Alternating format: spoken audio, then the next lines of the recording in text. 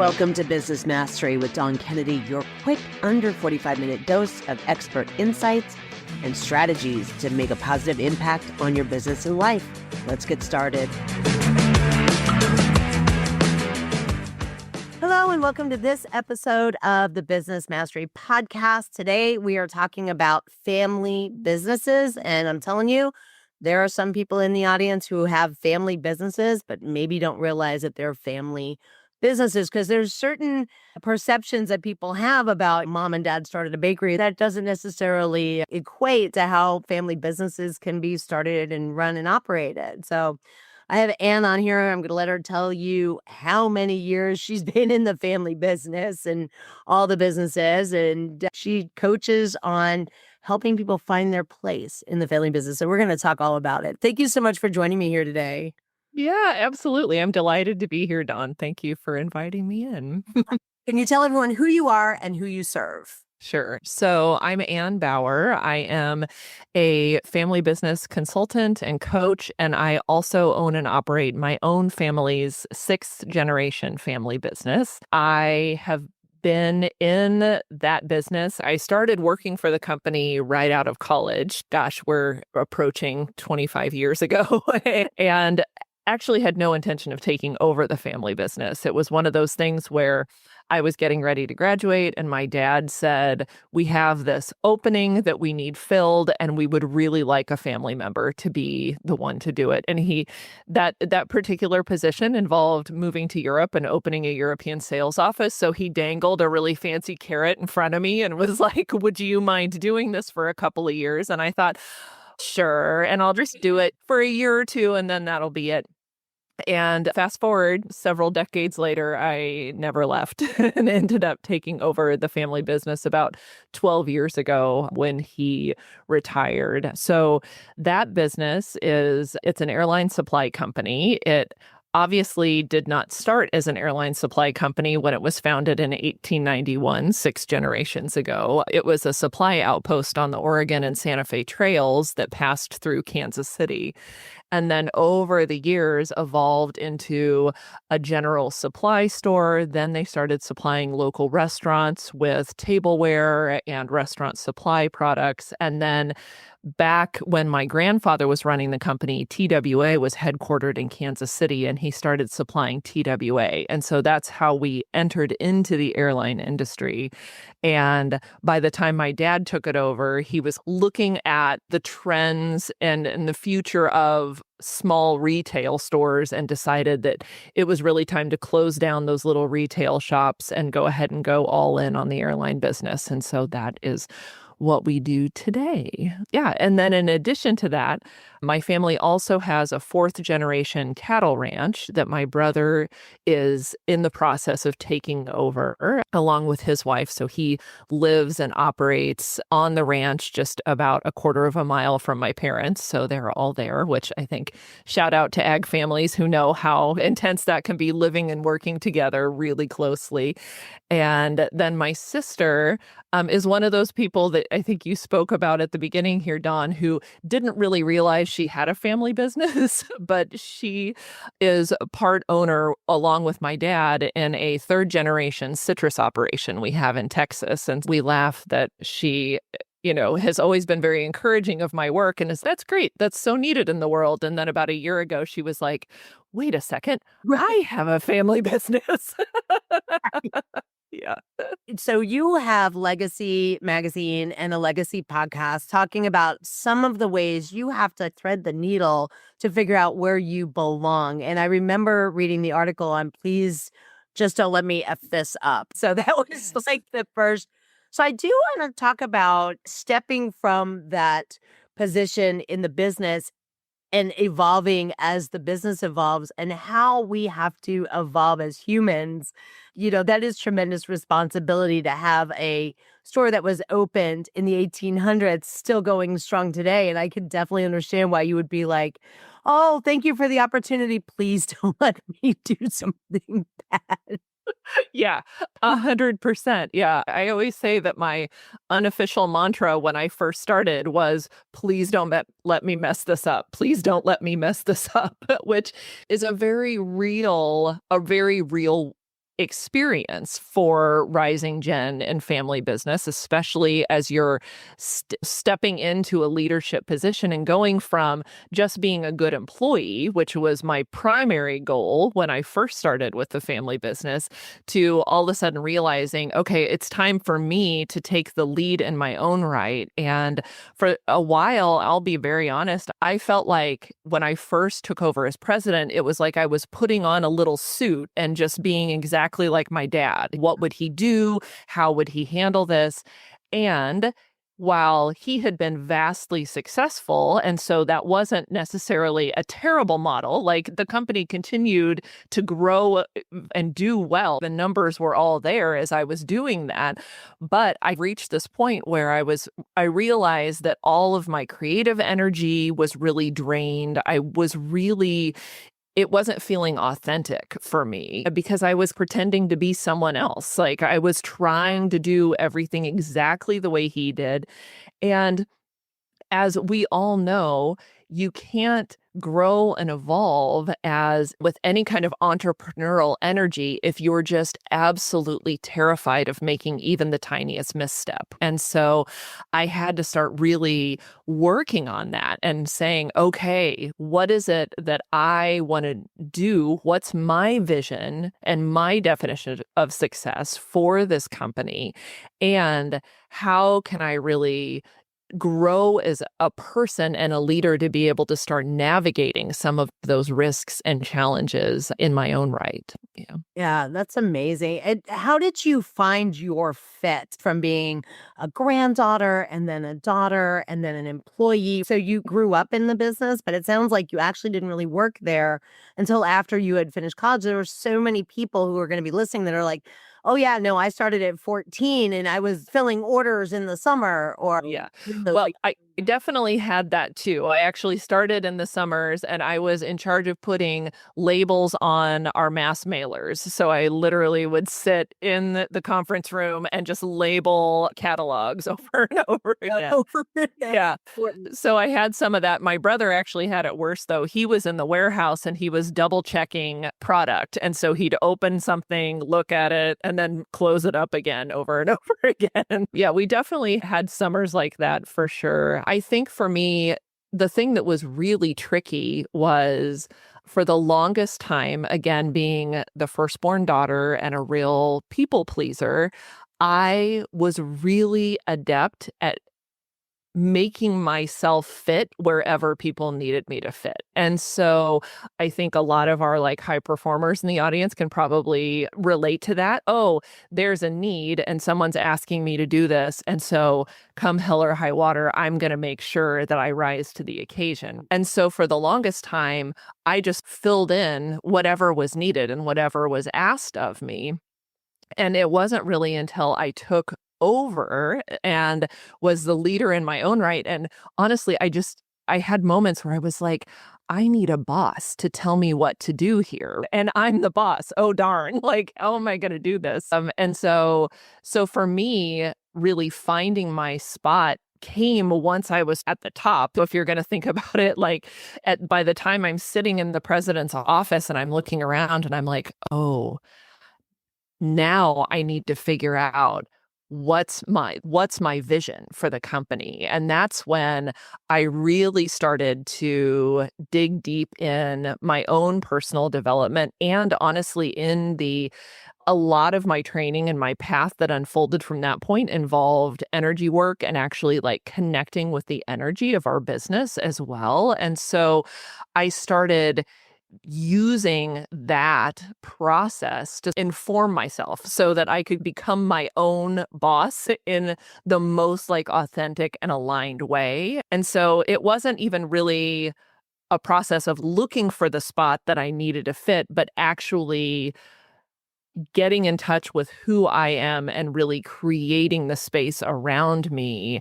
in order to really move forward authentically, if that makes sense. It does. And you work with a lot of people in family businesses. How common is that you just figure out where to go? It's a non negotiable. And then all of a sudden you're like, hey, make a decision, you're like, what would my dad say or what would my mom say? How frequent is that? It's probably pretty common. Yeah, it's super common. It's super common. And a lot of it, the situations that we find ourselves in vary a lot too, right? Like in my circumstance, my dad, it was a planned retirement, but then he retired and we always laugh that he's a guy that doesn't have hobbies, he just has businesses. So, like, he retired from racket and then was like, "All right, I'm off to start this new thing." And so he's available, but he definitely was not one of those outgoing Jen that hung around and was there all the time. And so I could call him if I had questions, but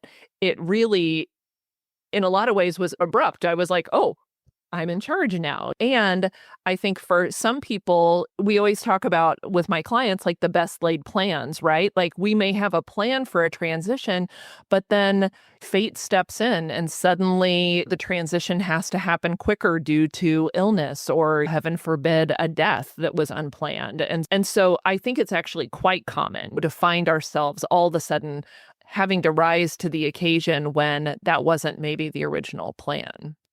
So let's talk a little bit about finding your place in the family business as far as what if you don't have a passion for the business? It sounds like your brother and sister actually have other things they're super passionate about. They happen to be businesses as well. Why did you stay with this business? Why didn't all the family members join the board? Yeah, that's a really good question. For me, in a lot of ways, I had to find the aspect of the business that really connected with my passion. Because if I'm totally honest, I'm not really passionate about plastic ice scoops for airline supply, right? I am passionate about flight attendants not putting their fingers in the ice. Like that, I do have opinions about. But in terms of the actual widget, let's say, that's not really where the passion comes for me. For me, I've always had a passion for travel because growing up in the family business, our vacations would involve going and visiting manufacturing facilities or going and visiting. Dad would have a meeting with an airline and we'd all go and then spend the weekend in Atlanta and things like that. And so I was exposed to travel very early and it really opened up my sense of the world, and it still is what I would consider probably like a religious experience for me. Like every time I get on a plane and then step out somewhere totally new, there's something just really amazing about that. And so it's easy for me to take that thread and weave it into the service and the products that we provide. That's amazing. But I guess here's the other thing is if there are people in family businesses right now who need permission to say maybe this isn't for me or maybe this isn't. So I know you also navigate some of that stuff as well. So your brother's cattle ranching, did he work at all in the company before doing that or did he have a different calling? Yeah. Oh, that's such a good, yeah, perfect example and a great question. So Dirk also worked alongside me in the family business. And in all honesty, I think for a long time, we assumed that he would be the guy to take over because he was the son. I don't know. You like work under assumptions until you start actually having conversations about transition. And so I'd always assumed that he'd take over, and I thought this is a good gig that I'll just ride until until we want to do something else. But Dirk really came to a point where he looked around and he was like, I don't love working in an office every day. And I'm actually really unhappy being in front of my computer all the time. And he found himself at this point where when he was at the office, he wished that he was at the ranch. But then when he was at the ranch, he felt like he should be in the office. And he realized at that point that straddling both worlds was not something that was going to work for him. And so I think that he had a moment where he had to stop and think and say, what do I really care about my life looking like? And for him, it was that he wanted to wear boots and jeans every day and have his hands in the dirt and with the animals. And I will say that since he's made that decision, our ranch has never been better, stronger running. It's incredible what he's done by really channeling his passion.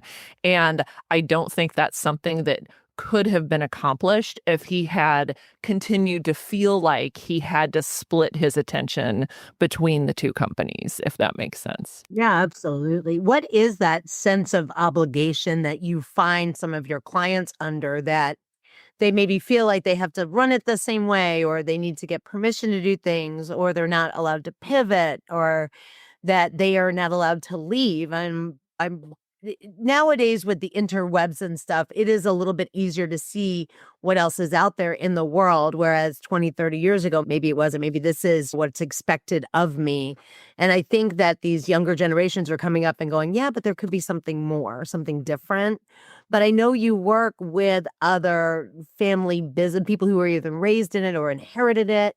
Do you find that they give themselves permission before you work with them to even say, I'm actually not obligated to do it this way, or we can pivot, or we can do these things, or I can pursue my passion through the family business? Yeah, that sense of obligation is tricky, right? Because it comes from, in my experience, both personally and with my clients, it comes from a place of like deep love and caring, right? Like we care about the legacy that is being passed on to us, and we really feel the weight of that.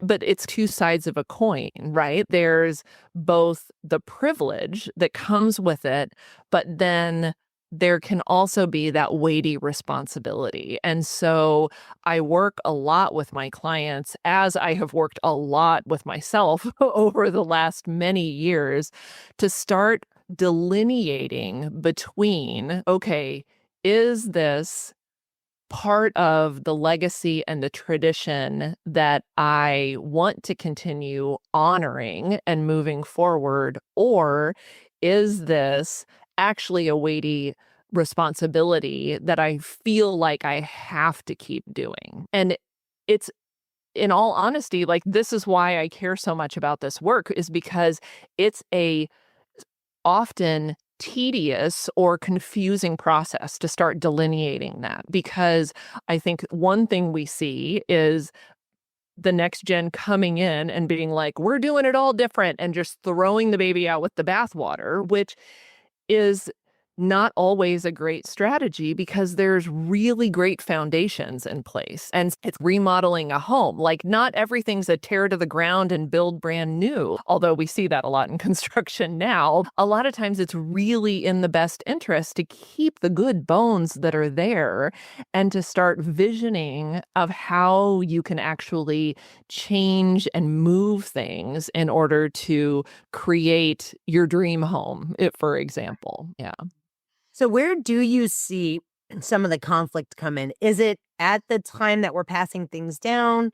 Is it just conversations, personalities, right? It's like that's the same person that pulled their hair or grabbed their toy or whatever, and now you're supposed to be grown-ups and you're supposed to be able to negotiate and things like that. But where do you see some of these conflicts coming in even before the transfer or the turnover? Where I guess my question is, I know that the expectation of taking on the family business, and in full disclosure, my father-in-law was raised in Kennedy manufacturing locally here.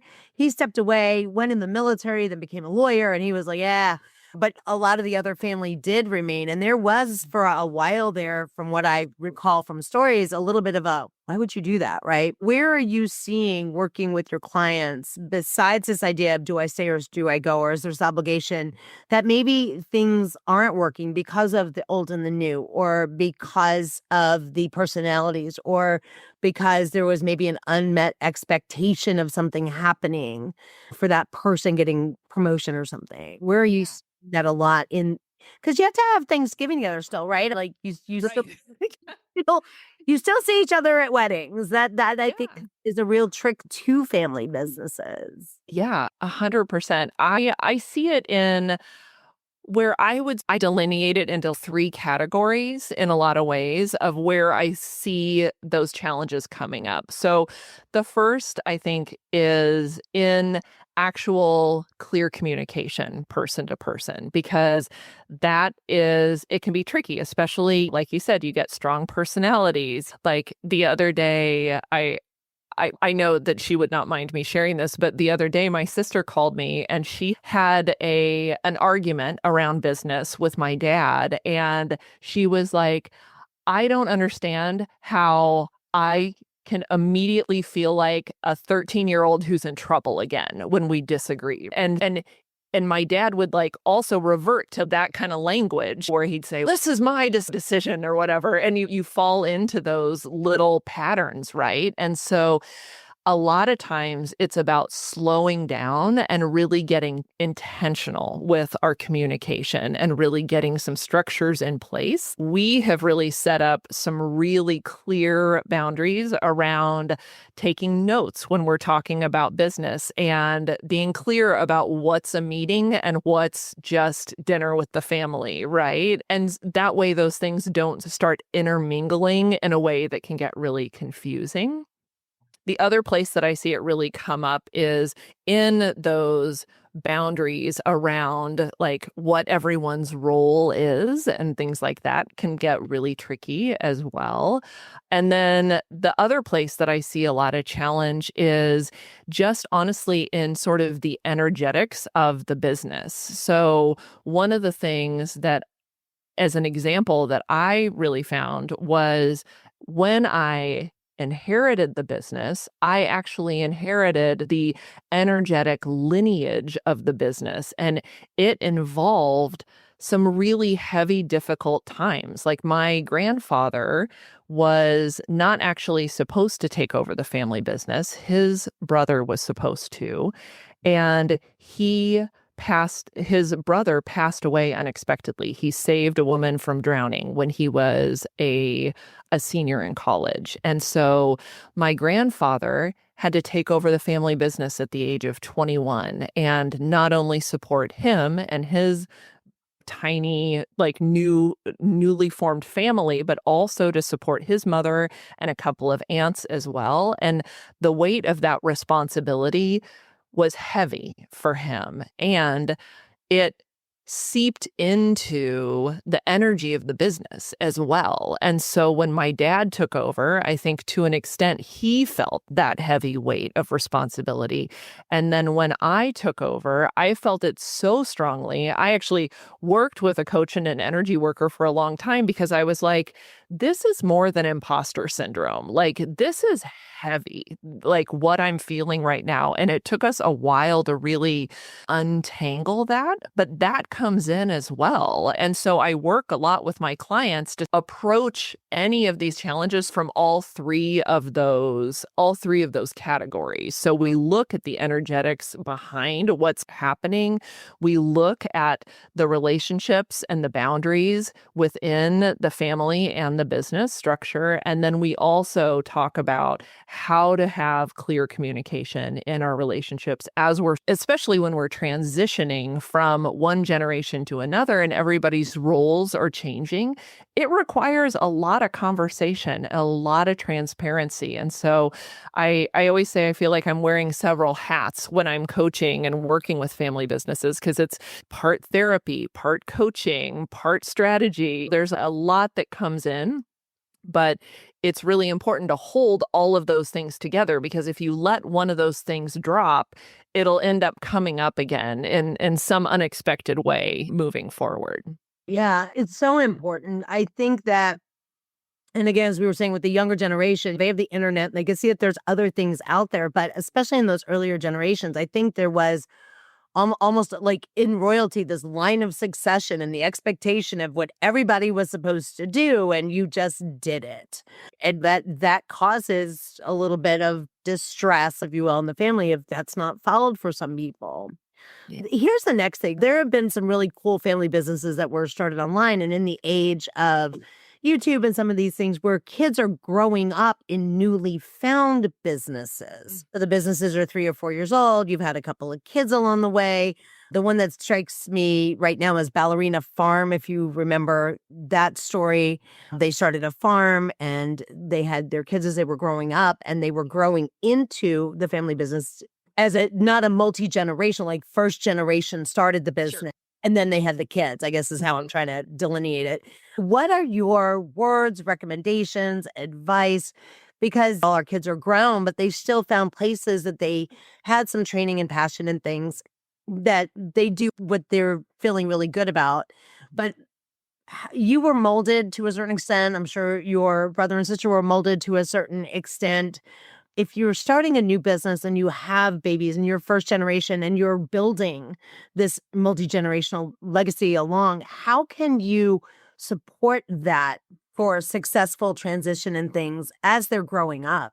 Yeah. I feel like this is a controversial answer, but to be honest, I think you need to hold it really lightly. I think that it's important to really trust the path of the business and the path of your children. And should they intersect, great. And if they're not supposed to intersect, you need to trust that and not try to force it, I think is, in all honesty, like the most important thing to remember.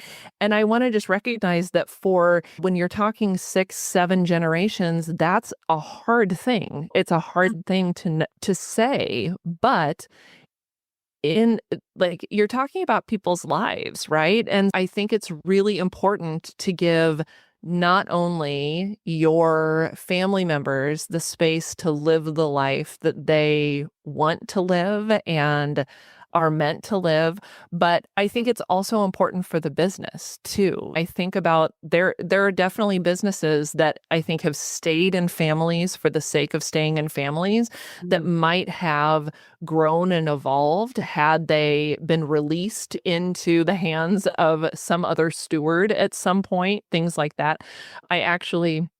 I'm remembering I heard Kevin Hancock is the owner of Hancock Lumber out of Maine, and he's also 6th generation and is just the most delightful man.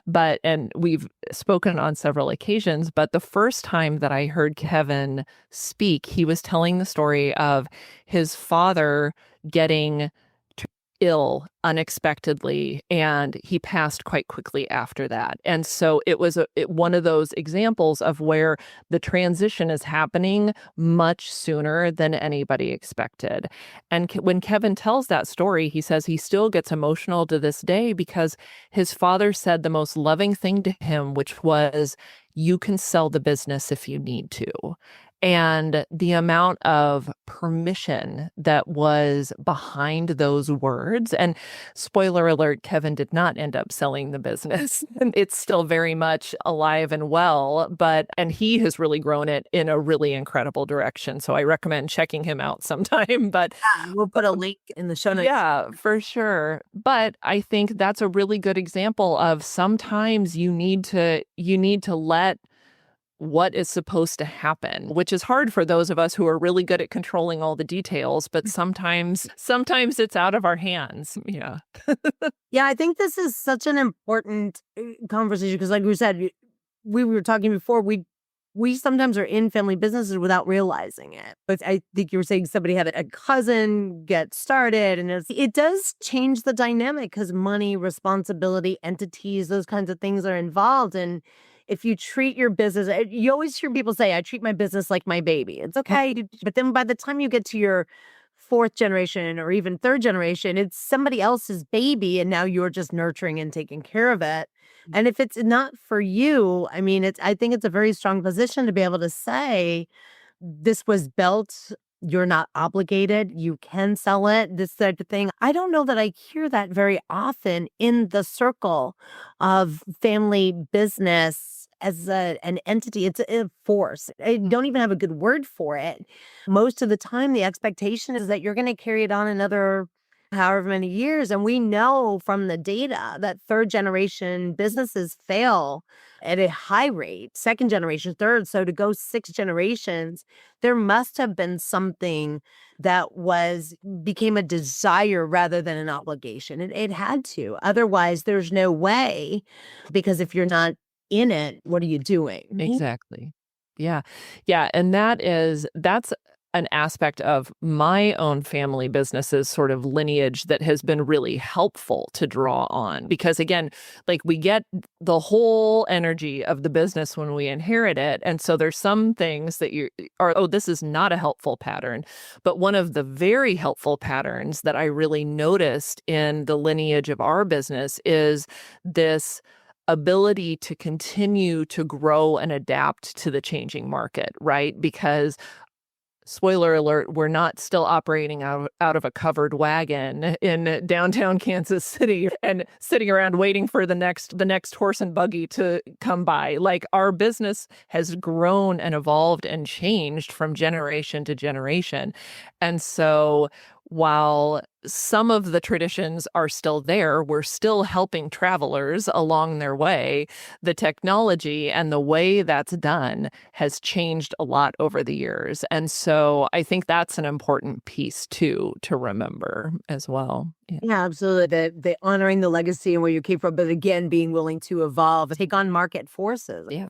Like you said, a lot of us like to be in the eaches. We want to control all the details and things, and that I think could be a huge challenge in the family business. Because again, oh, we're gonna see cousin so and so at the wedding, or we're gonna see so very interesting. I do know, and there are a ton of sad stories of people who inherit family businesses or they take over and it becomes toxic in some way. People want to cling to the past or people want to move forward. And it's a cautionary tale that the business as its own separate entity needs to be treated maybe differently instead of bound to somebody's self-esteem, self-image. And that was my next kind of follow-up to this is if you've lived this and this is kind of part of your image and your personality and what you've done, how do you separate and balance that when everyone else in the family is maybe looking at you? Yeah. Yeah. I think one of the things that is really important to understand is for a lot of folks, that separation is actually really painful. And I think it's important to understand that and acknowledge that and give ourselves and each other a lot of grace in that process too. Again, going back to the energetics of it, if you think about the entity of the business and we've been weaving our time and our attention and our energy into the business over the years, and then to suddenly step away from that can feel like you're losing a part of yourself. And so it's really important to acknowledge that. And I talk a lot with my clients about really taking the time to let yourself root in your identity outside of the business as well. And so to acknowledge that it's a painful transition, but it also brings really amazing opportunities too, right? You always think about, oh, the retired guy who just mows his lawn like 15 times a week or whatever. That was definitely my grandpa. But he also was present for his grandkids and played with us in a way that he never had time to with his own children because he was always at the store. And so there are other ways of being. And I think having a family structure and family members that are aware of that and what that process entails, and almost helping the outgoing family or the outgoing generation find their place within the family in this new orientation is really helpful and really honestly really loving too, right? Like I think that there can be this moment of, oh, if I'm not in charge and I'm not telling everyone what to do, how am I even part of this family anymore? And to be able to really help support that and say, yeah, you still belong here, even though you're not the one calling the shots around the company. It doesn't mean that your opinions aren't important, that we don't want your voice here as well, and really making sure that everyone feels included in the web of the family, even if the orientation to the business is different. Does that make sense? It does. And I didn't even think about this until you said that it's not just the incoming people who have to find themselves. It really is also the ones stepping away Yeah. who have, again, made that self identity all those years and need to refine. So that is not something that I was thinking about. I was thinking about it from the incoming generation perspective. It didn't occur to me to ask you about the outgoing, but yeah, I definitely see why that is so critically important to be present to help both sides. Yeah. And I think it's important for the incoming generation to be aware of what's happening with the outgoing generation too, right? There's definitely times where I'm working with a new president in a family business, but we're talking a lot about the old president, even though they're not necessarily in the room with us having these conversations. Their energy is very present, right? And so I think it's important for the incoming generation to know that's happening as well, because it can come out in funny ways, right? Like it can feel like almost this tug of war a little bit around the leadership of the business. And so to know that's part of the process, I think can really help ease that transition process for everyone. Wow. Amazing. So, where can everyone find you? And if you don't know while you're listening, if you are in a family business, person that you are working with today, will you see them at a reunion? Yes or no? You see them at a wedding? Yes or no? Are related in some ways, second cousins once removed? I don't know. But it's interesting that there are a lot of people who are in business. And because it isn't structured like mom and dad started the business, then my sister and I came in, and then my brother, right? They don't consider that there are these other nuances that, yeah, could come out at a baby shower. It's interesting that the people who don't realize that this truly is this beautiful, impactful way to be building legacy without realizing it doesn't have to look a particular way. Amazing. So where can people find you and sign up for your magazine and listen to your podcast? Yeah. So my website is thelegacyevolution.com. And there's a tab on the header there that says resources, and you can sign up we've got a quarterly magazine that comes out. The podcast is on there. You can sign up to follow my blog. I also have a weekly newsletter and a free monthly resource guide that comes out, and all of those links are available there. I'm also offering right now on the website, I created a 5 pitfalls of family business and how to avoid them. It's a free guide and a private podcast, and it's a lot of fun. It's actually, I'm super proud of it, and so that's what I want to tell everybody about it, because there's something in there that will help everyone, even if, like you said, you're that first generation starting out. There's some good tips in there for anyone wanting to really be mindful of how they are cultivating healthy relationships within their business moving forward. So I love that. Yeah, we'll put all of that down inside the show notes. So if you find this on the day it launches or 2 years later, you can always find Anne. I've known her for quite a while. She's an incredible human. And yeah, the family business consulting that you've gone into and niche down I really think there was a huge gap in the market. A ton of people that can consult in businesses, and it's very easy to come in. And if there's a dispute between two unrelated people, an office in Seattle and an office in New York, the dynamic's going to be so different.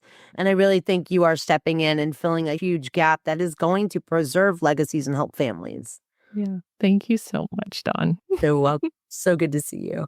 All right. We'll talk to y'all next time on the next episode of the Business Mastery Podcast. Take care. Thank you so much for listening to this episode of the Business Mastery Podcast. If you want to learn more about me, you can go to DawnKKennedy.com, and you can now check us out on YouTube, as well as, of course, any of your favorite platforms that host podcasts. Take care.